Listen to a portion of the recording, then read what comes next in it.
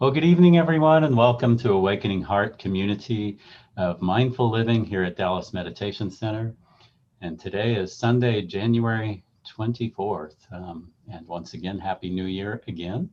And I hope you're all doing well and having a great weekend. My name is Cornell. I will be joined tonight. I will be facilitating along with Anne will also be facilitating with me. Jennifer will lead us in guided meditation. And we have one of our good friends, Robin Hackett, who will be joining us tonight for music and a talk. So if you're new here and it's your first time here, welcome. And if you're doing it live or if you found it later on YouTube and are checking us out then, welcome to you as well. And just know our practice is easy and beginner friendly. It's really just about sitting and being present. So with that, let's begin tonight, and we'll begin with 3 sounds of the bell.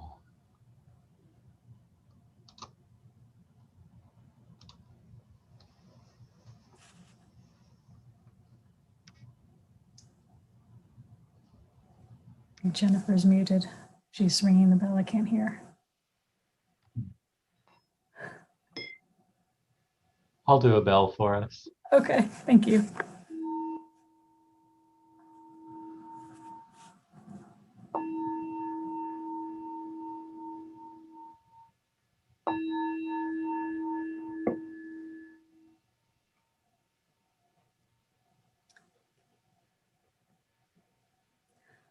Noble community, we gather here now to honor the way of peace and nonviolence, the way of wisdom and compassion, the way of joy and beauty, in solidarity with one another, with all humanity, and with all life on earth. Friends on the path, we gather here now to deepen our solidity like a mountain, and to renew our freshness like a flower, through mindful sitting and walking, mindful singing and breathing, and mindful speaking and listening.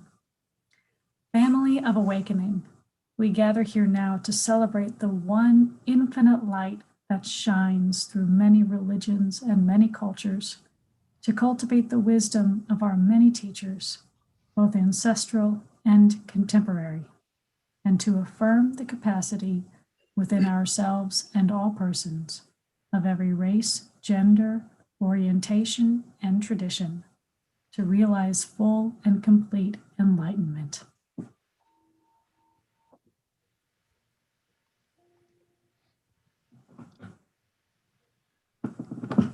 So I welcome you to check in the chat window if you'd like. Say hello. It's nice to know when there's someone on the other side here.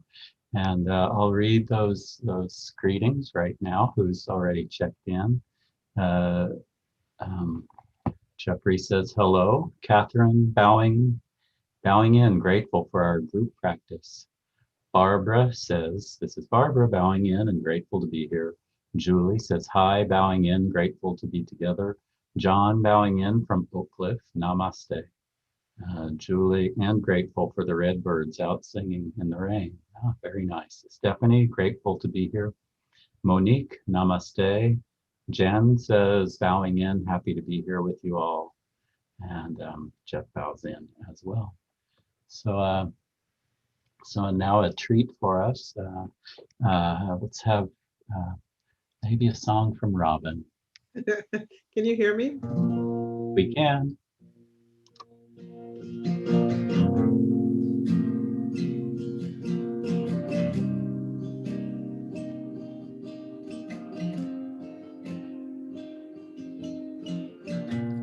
I remember who I am. I remember the spirit in me. Yeah. I remember what I am. I remember the light inside of me. I remember. I remember.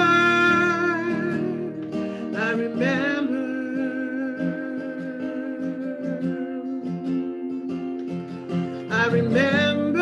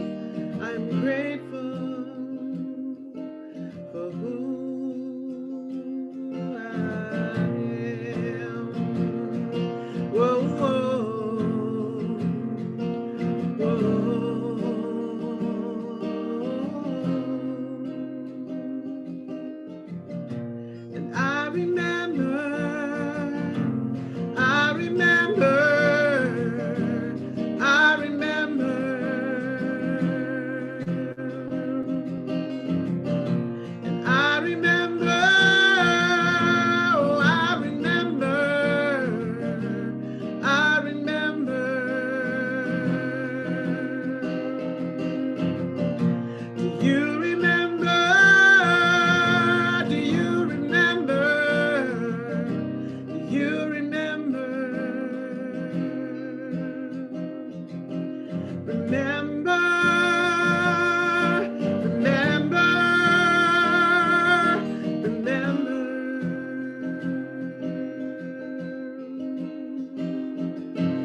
Remember, remember, remember who you are.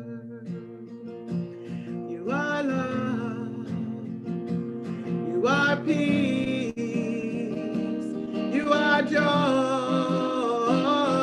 you are light, you are strength, you are love, you are good, you are grace, you are love, you are love, you are love. Oh, remember, oh, remember, remember.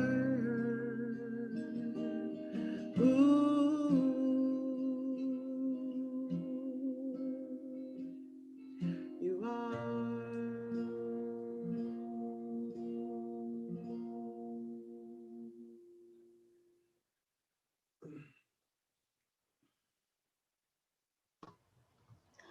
Thank you, Robin. Very sweet. So I have a few more people who have commented in the chat window, and I'll read those. We have another Jeff who is grateful to be here. Tina bowing in. Someone says, so happy to hear Robin's voice. Oh, that was me who typed that. And but I'm not the only one. Cheryl says, grateful for my friend Robin. Catherine, great to hear Robin join us tonight. Luis bowing in. What a great surprise to have Robin with us. I love her singing. Monique, Robin, that was beautiful. Thank you.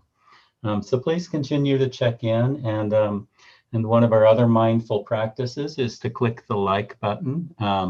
There's about 20 some of us in here. I think that song deserves 20 some thumbs up on the like button. And I will tell you, when you do that on the videos like the ones we do, that really helps other people find us on YouTube. So it's really an easy thing that you can do that will be really helpful to our center and to reach other people with our mindfulness activities here. So I see 2 thumbs up now. We got 18 more to go. There's 3. Okay, this isn't going to be PBS phone-a-thon or anything like that, but thank you all for doing that. So Mike also says bows in, especially bows to Robin. So tonight we'll let's find that quiet space or that comfortable position. I'm going to you can look at our altar right now. Let's see, I'll switch over to that view. So you should be able to see our altar at the meditation center, and just sit back and let's find that quiet place. And Jennifer will lead us in our meditation.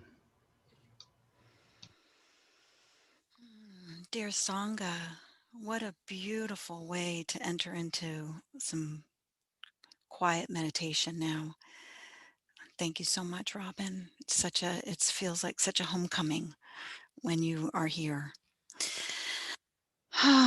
So today we are going to be doing a meditation called Letting Be of Body, Breath, and Mind.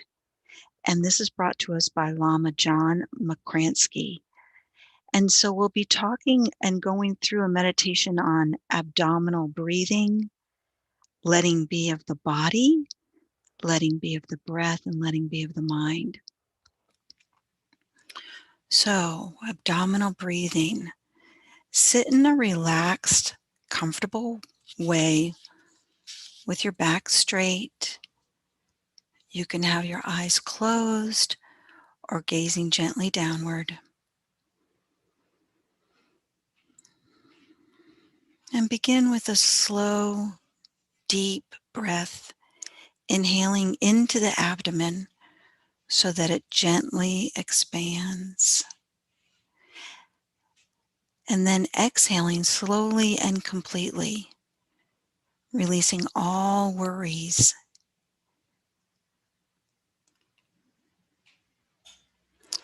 You can relax for a moment at the end of your exhale before inhaling again. So practicing this deep abdomen breath for several rounds now, breathing deeply into your abdomen and then exhaling, releasing all worries, and taking a moment before you begin the inhale again.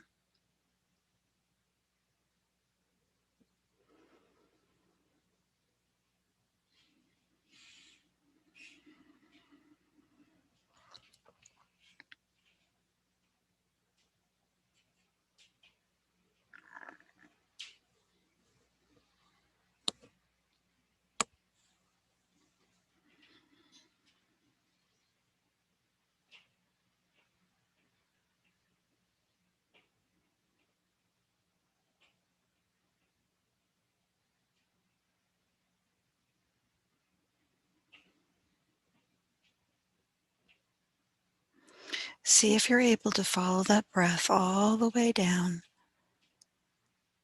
and then exhale all the way out, releasing your worries and pausing for a moment before the next inhale.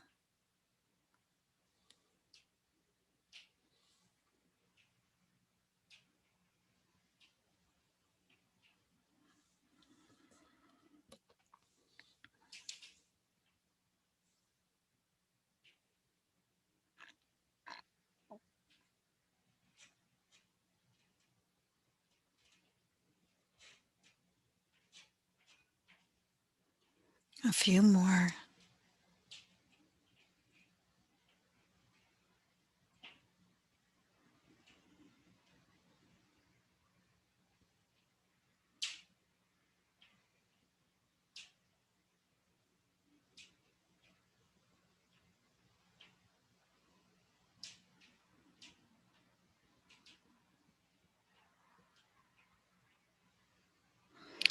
And now, while continuing to breathe from the abdomen, let the breath settle into its own natural rhythm.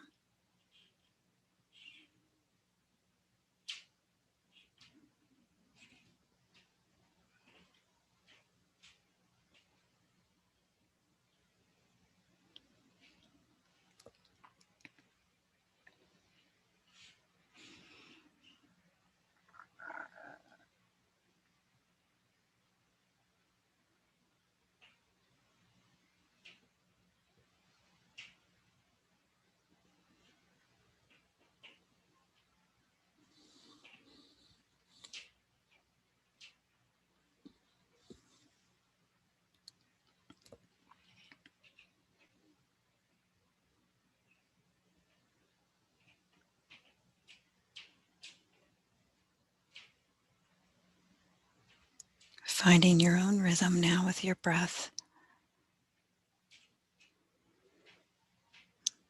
Observing what your own rhythm is like right now.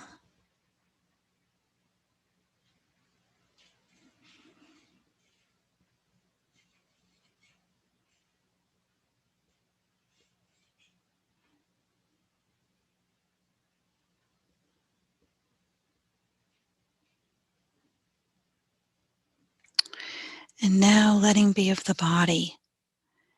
In a relaxed way, let your awareness settle into the feeling of the body as a whole. Notice any feelings of tightness or holding on within the body, and just let that relax. Allow your body feelings to settle in their own way.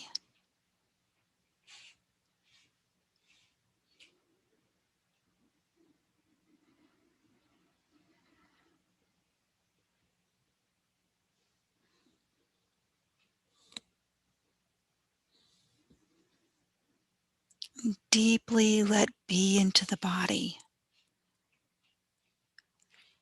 letting the body draw you into oneness with it, as if letting the body do the knowing, letting it meditate you.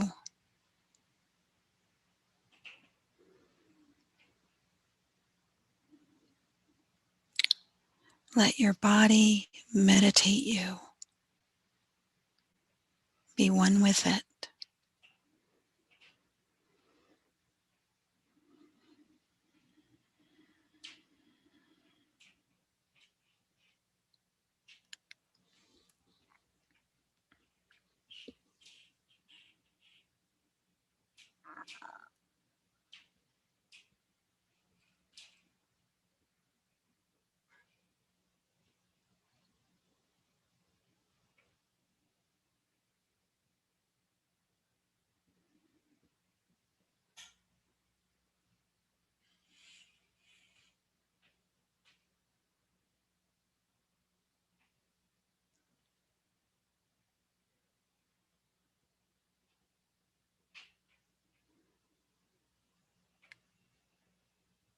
You don't have to try too hard here. Just be curious about how you can be one with your body.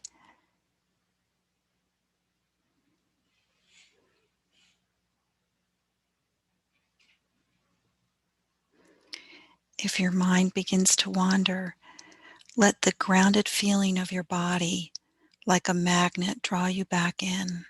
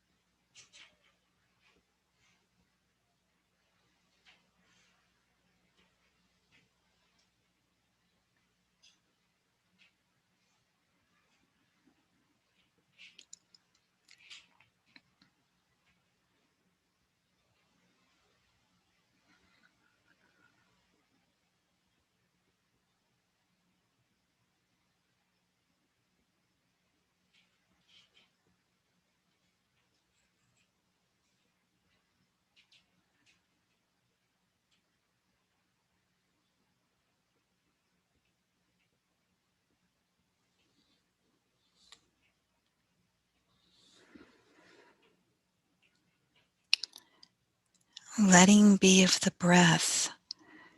While still breathing from the abdomen, feel the abdomen expand and contract with each breath throughout the entire inhale and exhale.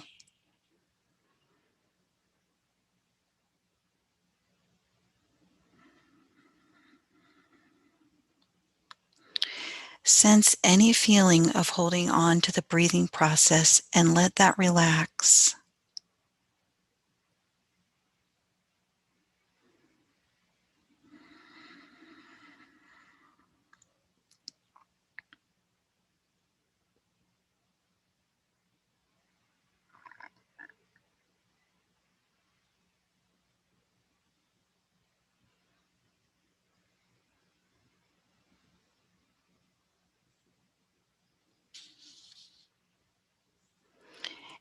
Deeply let be into the bodily feeling of the breath, letting the feeling of the breath draw you into oneness with it, as if letting the breath do the knowing, letting it meditate you.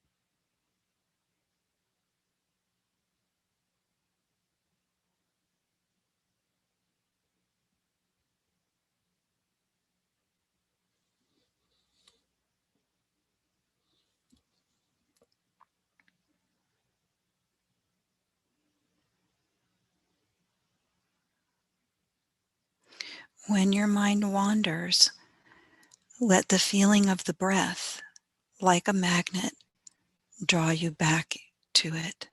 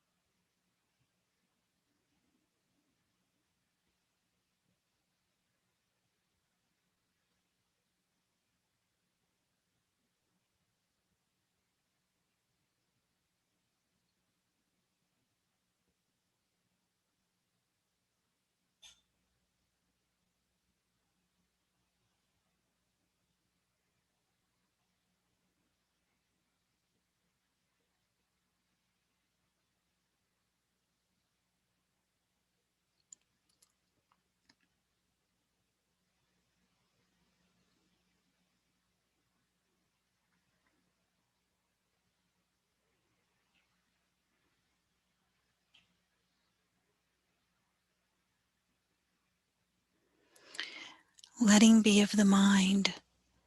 Now bring your awareness to any thoughts arising in the mind. Notice any sense of grasping to the thinking process or to a mental framework, any holding on to a sense of self, thought, or memory. And let that feeling of holding on relax deep within. Give the heart and mind permission to fall gently, totally open, letting the mind reunite with the natural openness that is already here, beyond reference points like space. Let this total openness of mind draw you into oneness with it, letting this utter openness of mind do the knowing, letting it do the meditating.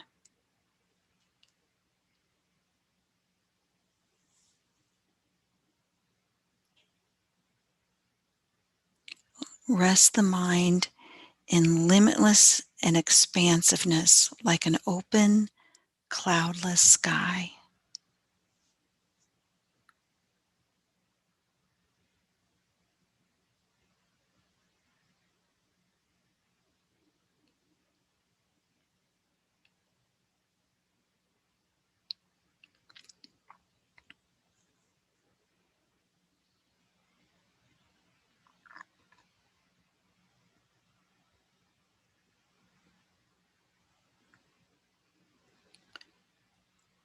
Let all patterns of thought and feeling just unwind and release within this space of deep acceptance and letting everything be.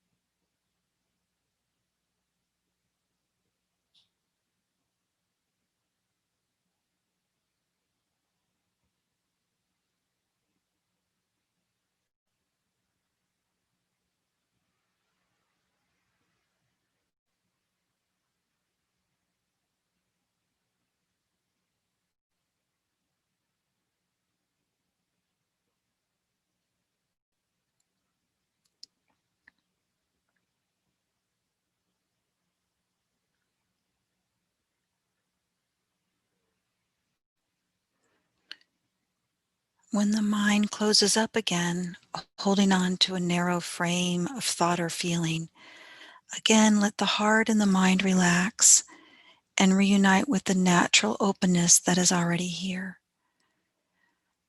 Let go of all patterns of thought and feeling. Just let them unwind and release within a deep space of acceptance.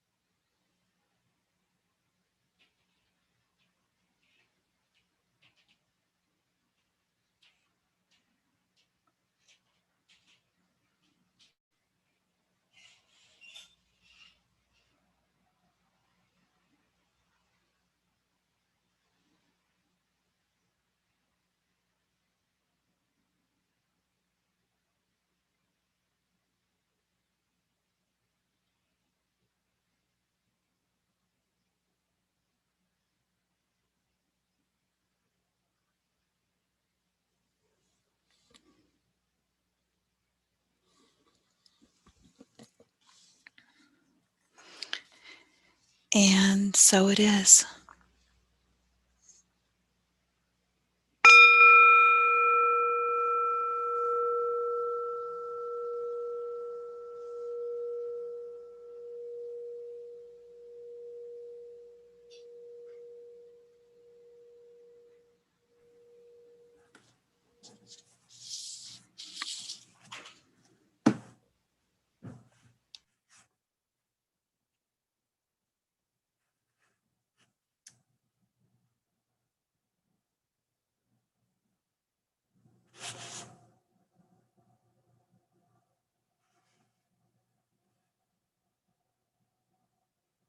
All right, I'll lead us in the refuge chant now.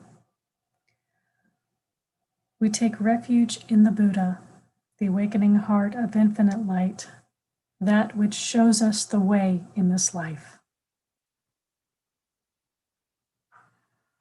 We take refuge in the Dharma, the awakening path of infinite light, the way of understanding and of love.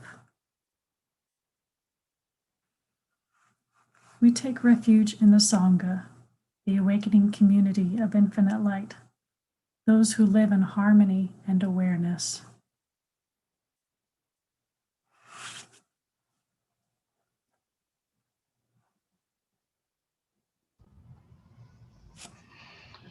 Oh, thank you for that guided meditation, Jennifer. Really appreciate that. And there were a few other people who have checked in, so I'll read their messages here. And as you can hear, life is going on behind me here. And so we have Julie. Oh, that follows after your song. I remember who I am and remember who you are. And Julie says, now I remember, Robin. Thank you. And Stephanie says, so grateful to hear your beautiful voice, Robin. And so, and in the chat window in a little bit, I'm going to post a Zoom link. And just to remind you, following Robin's presentation, we'll move over to Zoom where we can interact and maybe have some Q&A and discussion with Robin, and we'll all check in. So join us after the talk over on the Zoom link, and you'll be able to see that in the chat window shortly. So this month, our topic has been friends on the path. And, you know, we've had our speakers this month. We had Bobby, who led a few times. And last week we had one of our good friends for many years, Galen Godwin from the Houston Zen Center with us. And our guest tonight is someone who's been a friend on our path for a long time. And I've known Robin since, I don't know, around 2005 or so. And she was one of our first musical guests back in 2007. If some of you remember, when we were in the small house behind Unity Church in Dallas, and we had, 25 or 30 of us in that living room, which, 25 or 30 in the living room, think how unusual that seems to us this past, 10 or 11 months. And so,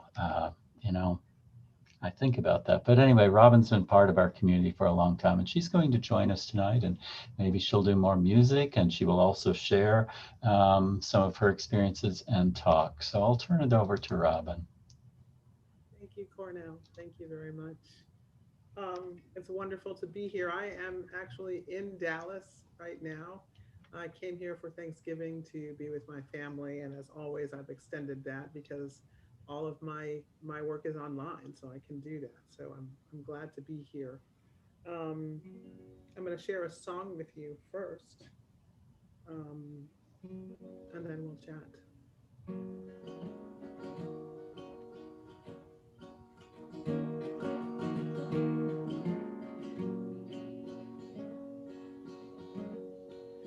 I went down, way, way down, lost my sight, almost lost the fight. Oh, so weary, my broken heart. Tried so hard not to fall apart. La la la la la la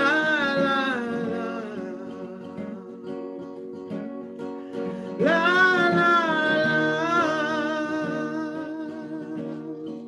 la la la.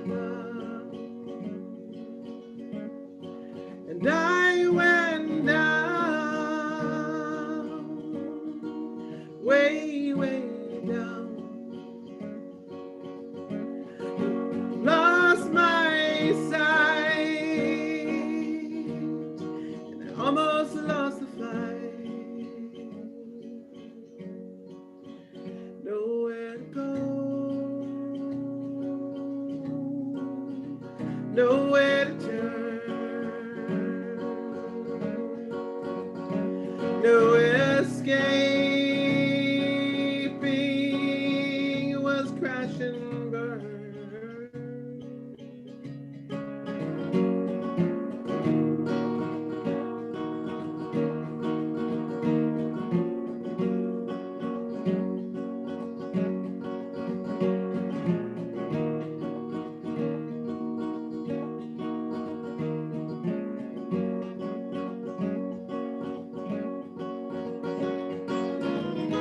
Met a stranger on the road. He took me home. He took me home.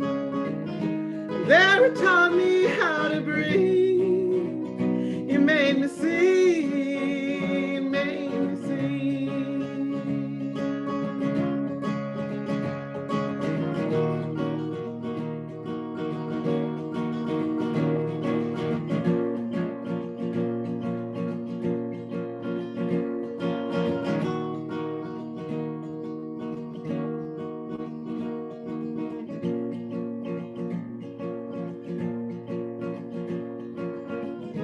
Met a stranger on the road. He took me home. Oh, he took me home.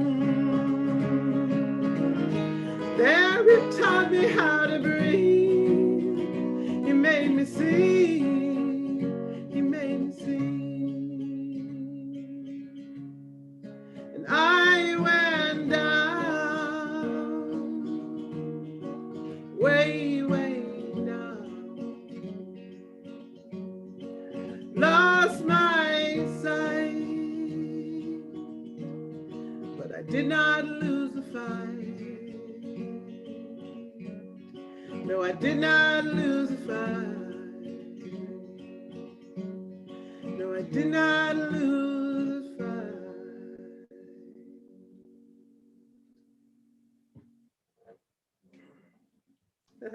Thank you. Thank you, Robin. You're welcome. You're welcome.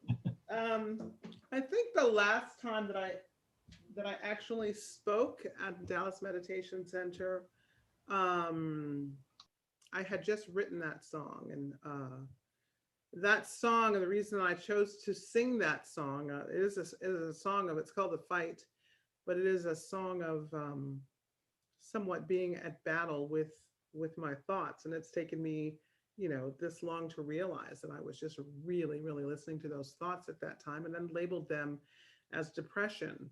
And that's not negating that people have depression. People actually, some people have a chemical imbalance, and they do experience that. For me, it was listening to thoughts and then deciding that those thoughts were me, and that those thoughts were in charge of me, and that was the truth of me. And it took my Sangha, because I had stopped coming to meditation. I had stopped meditating, and I was working like a maniac. And it took me to return to my Sangha and to certain people in my Sangha, which I won't mention, but she knows who she is, and he knows who he is as well too. That helped me through that rough patch, and returning back to the core of me, and returning back to the practice.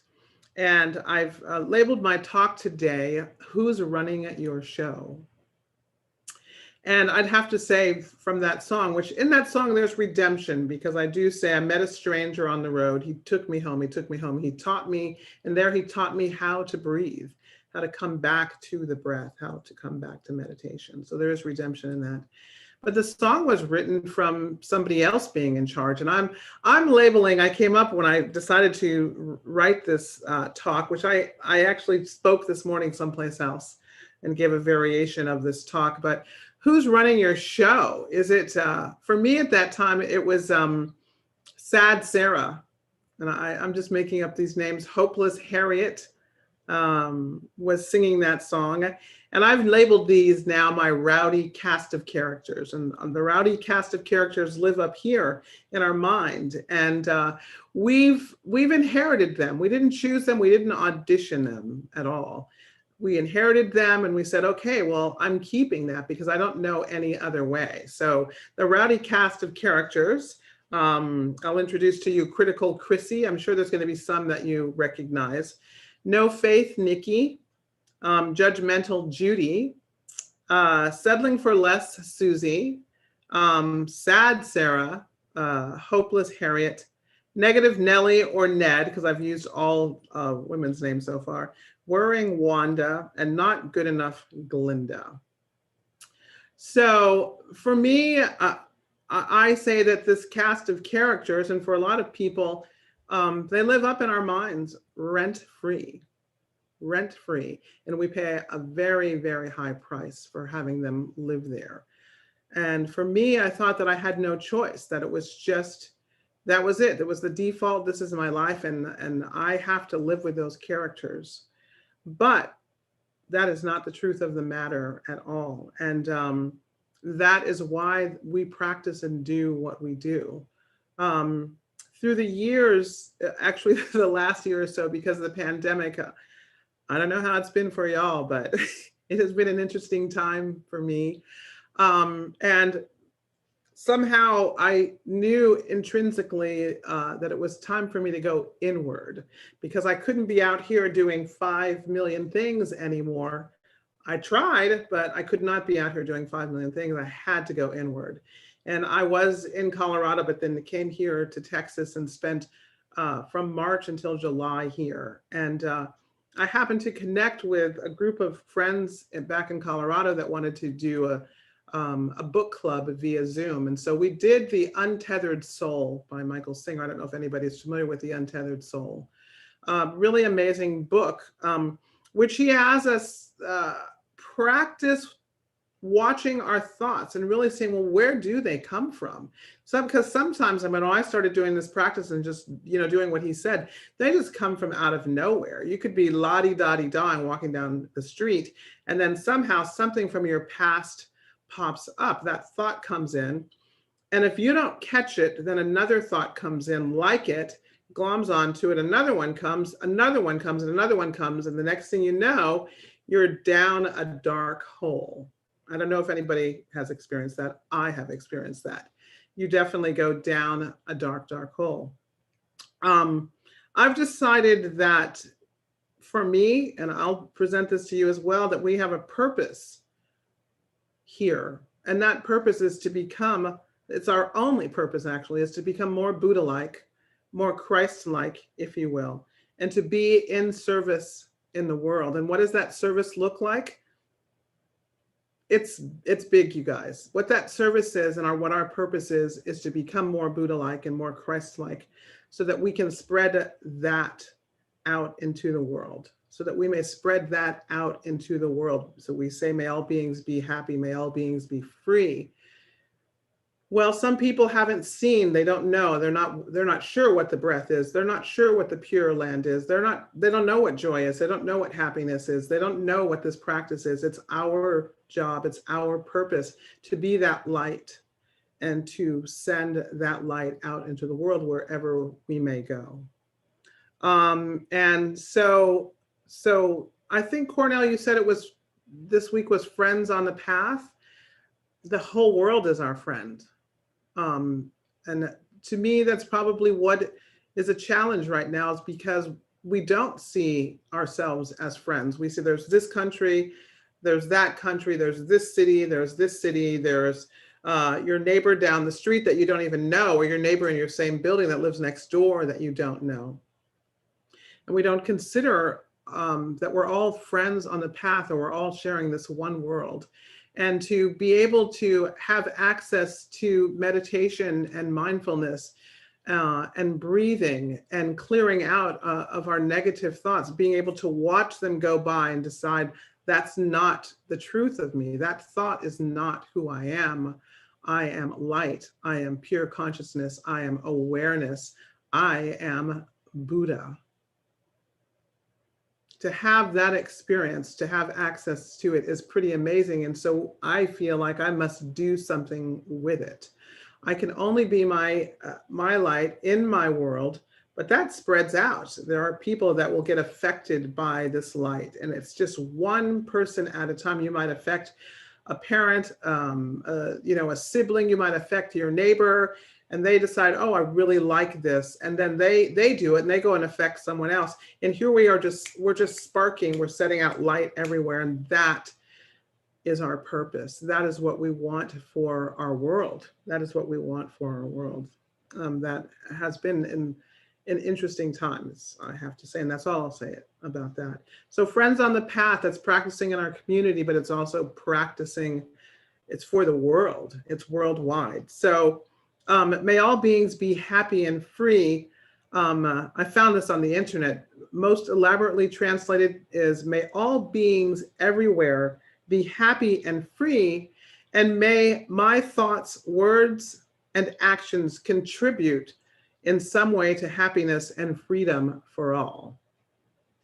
And once again, so that's our purpose. That's why we are here. That's why we are here, to help other people be free. Now, do we walk out and set that intention? No, we set it for ourselves first. We set it for ourselves first. And it's not that we aren't that, it's just that we've decided to align with the thoughts that come in, and we take them in as real. We take things from our childhood and we carry them forth as if we're still that 10-year-old child. And I don't negate that people have experienced trauma and so forth. I don't negate that.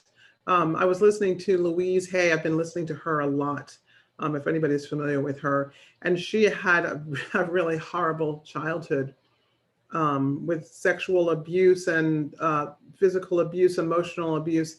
But as the years went on, she learned that she had a choice in whether she was going to keep all of that trauma, keep all of those thoughts from her past that were wreaking havoc in her life, if she was going to keep them and bring them in the present, or if she was going to release them. And her work is all about releasing all of that negativity and all of those thoughts. And that's what our work is. And that's why we sit and meditate, and we are practicing watching the thoughts go by, not grabbing onto them any longer, but just watching those thoughts go by. And I wrote this down. I love this. So I think that our thoughts are just habits, and they're just habitual thinking that we've gotten used to, that some of us get comfortable with, and we say, oh, it's too hard to overcome that. I'm a victim in this. I don't know if I can control my thoughts. Well, you are the director. Who's going to run your show? Who's going to run your show? And I would suggest to you that we make a decision, that we decide that we're going to have pure awareness run our show, that we're going to have consciousness run our show. We're going to have love run our show. And it might seem like this really big thing to do, but we already are that. We just have to remember to align to that every day in our practices, and not align with what happened in our childhood or what happened last week when someone cut you off and you suddenly remember that and you get angry, and not bring anything from your past forward. And I wrote down Eckhart Tolle's, because I have the book, The Power of Now. So it's the power of now, not the power of then, or the power of what's to come. It is the power of now. It's right in this moment. So at times we think at least how it's been presented to me, is that enlightenment is like this thing we have to work for our entire lives, and it's way off in the distance somewhere that you got to work really hard for. And the fact of the matter is that enlightenment is in every moment that you choose it to be there, that you choose to be awareness, that you choose to be love as opposed to fear, that you choose to be light instead of being dark in a conversation that you're having. So I'm looking at it as a moment to moment thing. And how many moments of enlightenment can you have? I don't know. Let's do a test and see. Let's do a test and see what that is. So once again, with Louise Hay, she says that your thoughts will define you if you let them. So I'm putting it out to you and you know, to each of us today. Who's running your show? You decide who's going to run your show. You are in charge. You are in charge of your thoughts. You do get to decide what you're going to glom onto and what you are not going to glom onto. So if we're not our thoughts, then we are what? As I said before, we're pure light. We are awareness. We have a hand in changing our immediate environment, and we have a hand in changing the world at large. We do. We have a hand in changing the world at large, and we might think we're just one little being, but you're an important little being if you're thinking of it that way. So I'll keep saying to you, who is running your show? And if you feel stuck in your life, if you feel weary or weighed down, then you're not aligned with your light. You're not aligned with your awareness. You're aligned with your negative thoughts. And those will absolutely make you feel contracted and distraught. So why do we practice? To watch our thoughts, not to become our thoughts, not to be our thoughts. We practice to watch those thoughts that just, I'm telling you, when I spent time reading this Michael Singer book, The Untethered Soul, my mind was cuckoo during the pandemic. I mean, because you're alone, you're by yourself. And yes, I had family members, but I wasn't with them every single minute of the day. And I wasn't out, hanging out with my friends and going here and going there. I was with me. And I was like, whoa, there is all kinds of cuckoo going on up in there. There's a lot of cuckoo going on. I just had to come face to face and really start practicing. We were in quarantine, so why not? We were in quarantine, so why not really, really practice?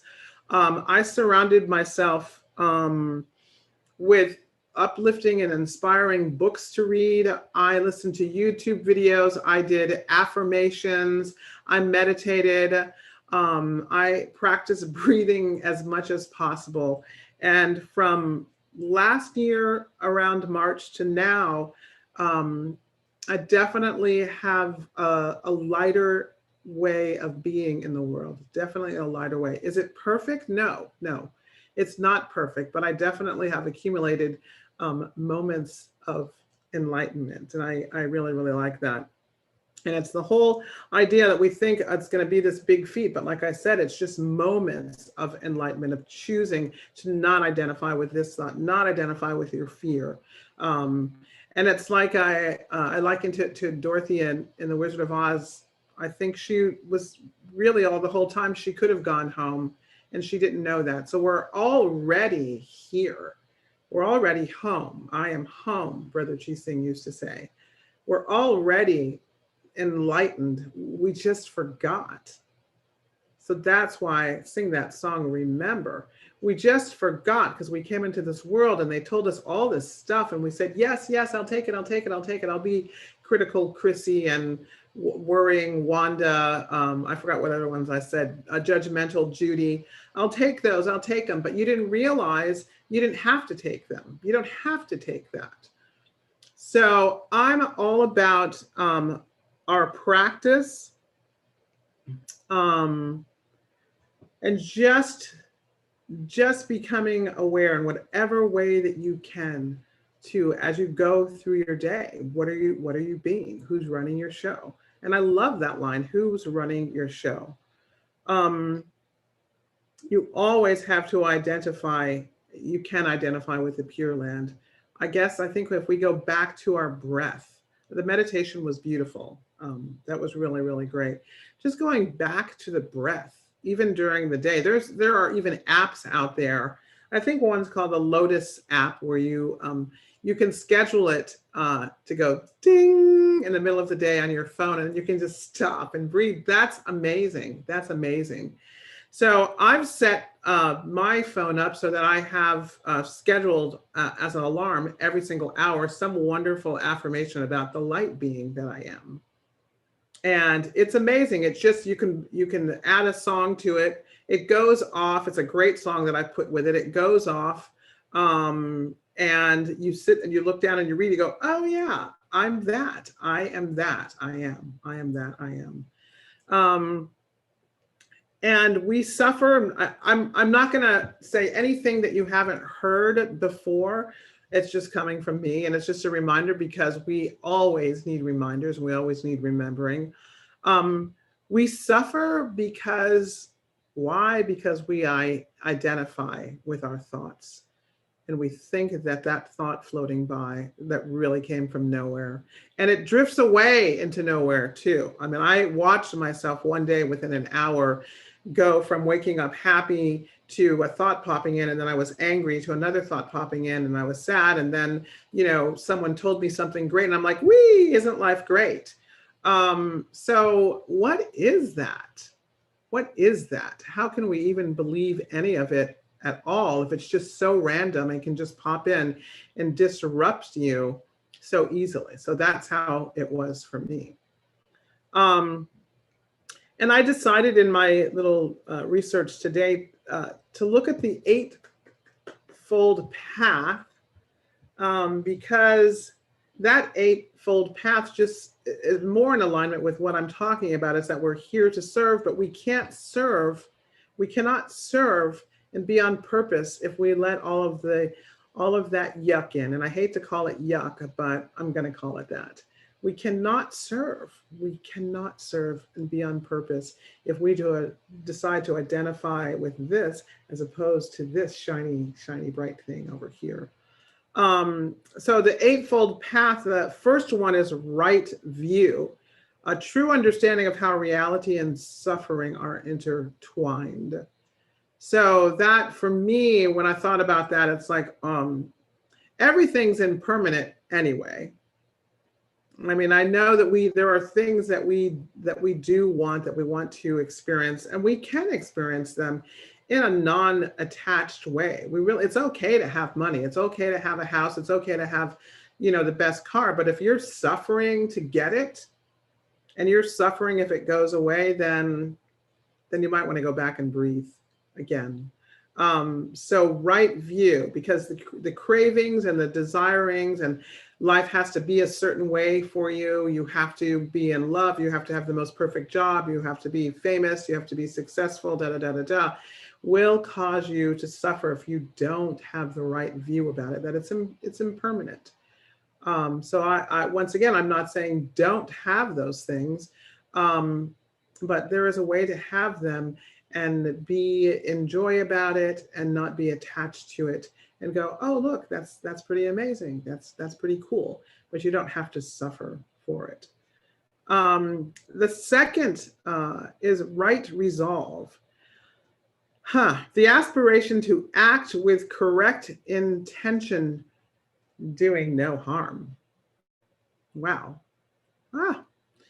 And I wrote next to that, if you are wounded, which we all are to some extent, okay, we all are to some extent, but if you identify with those wounds and your old beliefs, then you will live and react from those old beliefs and from that wounded place. And from there, yes, you can definitely cause harm to yourself and harm to other people as well. So that was right resolve. And then right speech. And it's so funny because I haven't read these in a long time. So when I read them today, I was like, oh, wow, this is really, really good. So right speech, abstaining from lying and divisive or abusive speech. And I wrote next to that, when you know who you are, pure land, pure light and awareness, it is not likely that you would need to involve yourself in lying or divisive and abusive speech. So there's that old saying that people who are hurt are people who hurt. And I agree with that. I've experienced that in my life as the person hurting someone and being the receiver of that, and me being able to go, oh, wow, this is not mine, that's theirs. They're very wounded. They're very wounded. And so, yes, once again, it all goes back to what are we identifying with? What are we aligning with? What are we aligning with? Right action, I think, speaks for itself. I didn't put anything next to it. Acting in ways that do not cause harm, such as not taking a life. Woo! We know I don't want to do that. Not stealing and not engaging in sexual misconduct. I don't know what to say about that one. I think we all know what that means, and that right action is very clear for me. And I hope that it is for you as well, too. This one I like, right livelihood, making an ethically sound living. Wow. Being honest in business dealings. True purpose, meaningful purpose. We deal from a pure heart. This is what I wrote next to it. No need to deceive or cheat. No need to deceive or cheat. I really like that one. That one really, really resonates. And I think a lot of people wonder, well, who am I supposed to be in this life? What's my purpose in this life? But when you get to the space where you know that that part of your purpose is to be a light in this world, then I think that you will find purposeful livelihood and a purposeful living for yourself that suits who you are. They say that thing like attracts like. So the more that we practice, the more that we live in the pure land, the more that we are awareness, then the more that we can attract those quote unquote good things without attachment, and just be like, oh wow, this is really great to have this experience. Right effort, endeavoring to give rise to skillful thoughts, words, and deeds, and renouncing unskillful ones. And if anybody wants to talk about that one, I wasn't really clear about it, but I thought I would just put it out there. But that's number 6, right effort, and maybe Cornell knows a little bit more about that. Number 7 is right mindfulness, right mindfulness. And I'm saying all of these because I believe that this is what we want to move towards and be more of and align with than those thoughts, those negative thoughts, because this is all about who's running the show, who's running the show. And you can't have that rowdy cast of characters running the show when you're here focused on this. And if they are running the show and you're also focused on this, you'll become aware that they're trying to run the show, and you'll grab back the stage and say, no. So right mindfulness, being mindful of one's body, feelings, mind, and mental qualities. And I'm sure that we could do a whole 2 hours on talking about that. And I'll repeat it again, being mindful of one's body, feelings, mind, and mental qualities. And the last one, number 8, is right concentration. Practicing skillful meditation informed by all of the preceding 7 aspects. So number 8 is the bomb diggity, I'll say, practicing skillful meditation, and I'll say mindfulness as well, which to me sometimes they're one and the same. And so this person goes on to say, these 8 steps are considered to be of 3 types: Right view and right resolve are related to our development of wisdom. Right speech, right action, and right livelihood to ethical conduct, and right effort, right mindfulness, and right concentration to meditation. That's a mouthful, and it's a whole nother talk, but I just thought that I would mention those anyway. So if you're practicing the Eightfold Path and you're practicing meditation, what do you think will happen to that rowdy cast? Slowly but surely, that rowdy cast of characters, which I'll call in again: critical Chrissy, no faith Nikki, judgmental Judy, settling for less Susie, sad Sarah, hopeless Harriet, negative Nellie, worrying Wanda, not good enough Glinda. If you're not good enough Glinda and you live by not good enough Glinda, how can you be of service in the world? How can you be of service in the world? For any of these, how can we be of service in the world? Because we're obsessed with worrying Wanda. I mean, she's obsessed with what she's worrying about, as opposed to being of service and being a light in the world. So that is my talk today. Who is running your show? And you get to decide. You always get to decide. So thank you all very much.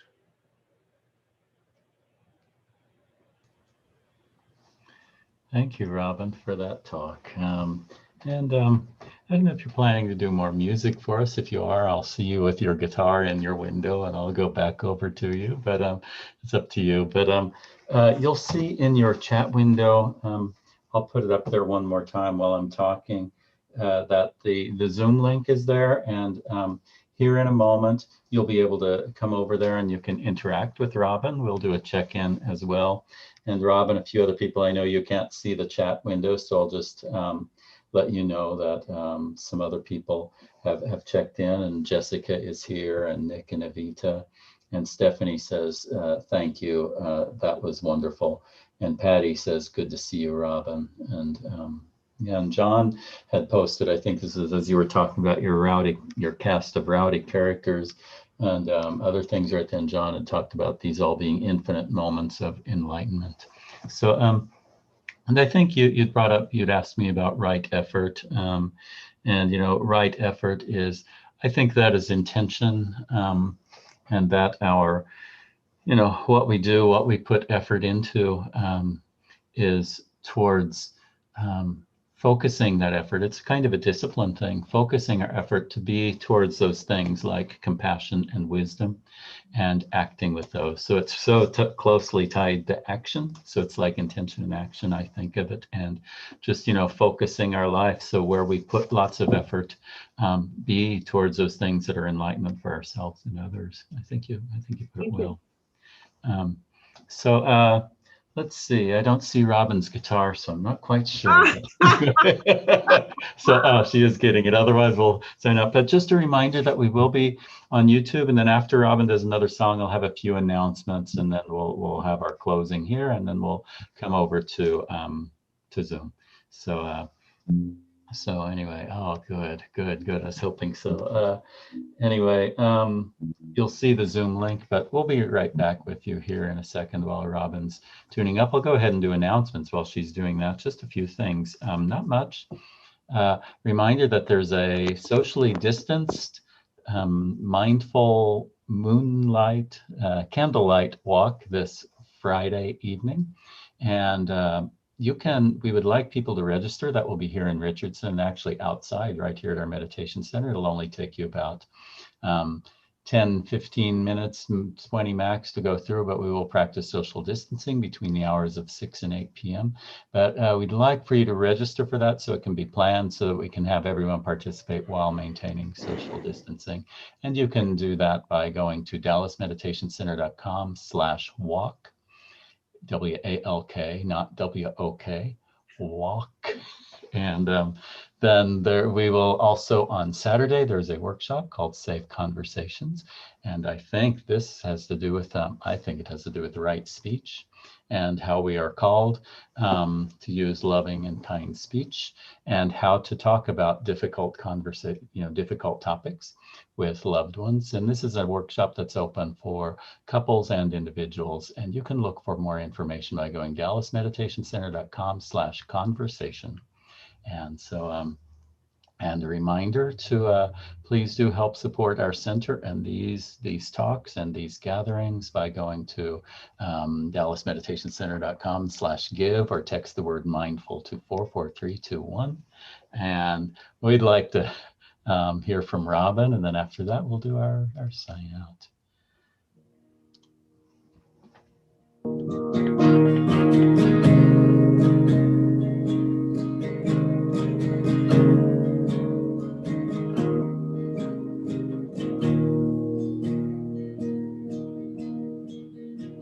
We are all just mirrors in your faces. I see clearer, clearer than I've ever seen before. The heart is where to live from, to give all you can give from. This is what I truly know for sure. And love is what we're here for, to give and give more. Oh, love.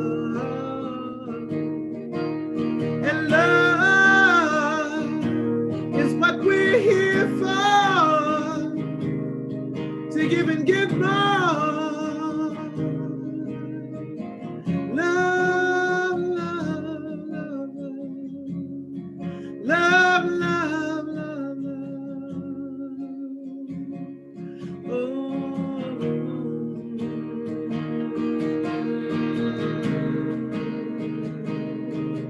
I said love, love, love, love, love. I'm tired of all this anger and my own unkind behavior. Who am I to judge anyone at all? 'Cause if I look into you, I can see the pain you've been through. And I know 'cause I've felt the same way that you do. And love is what we're here for, to give and give more. Oh, love. And love is what we're here for, to give and give more. Love, love, love, love, love, love, love, love. Oh.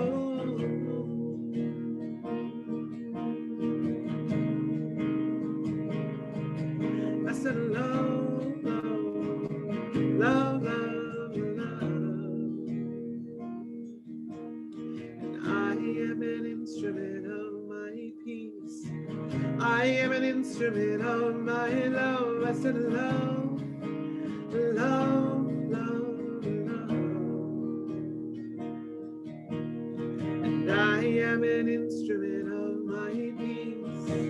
I am an instrument of my love. I said love, love, love, love.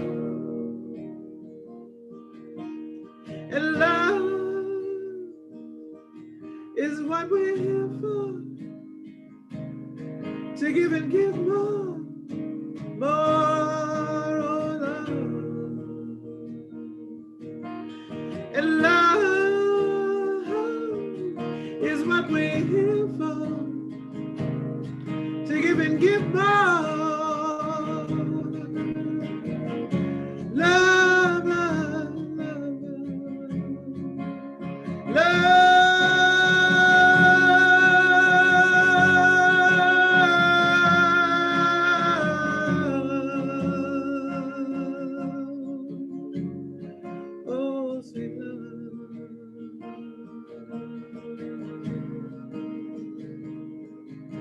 said low, low, low, low, low. And low, low, low, low, low, low, low, low, low, low, low, low, and low, low, low, low, low, low, low, oh sweet love,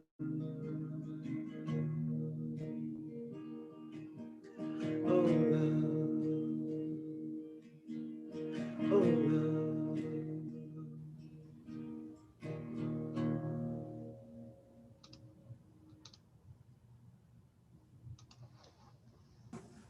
So I'll give 2 sounds of the bell, and Anne will lead us in our closing chant, the 4 vows of awakening beings, and then come join us over on Zoom, listening to 2 sounds of the bell.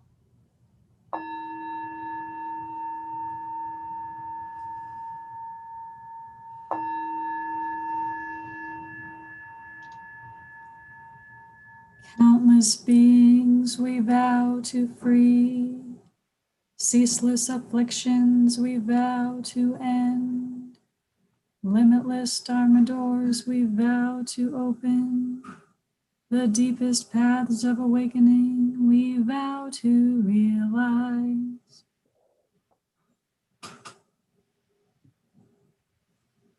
Amitabha. Thank you, everyone. And for those of you on YouTube, goodbye for now. We'll see you in a minute or 2 over on Zoom.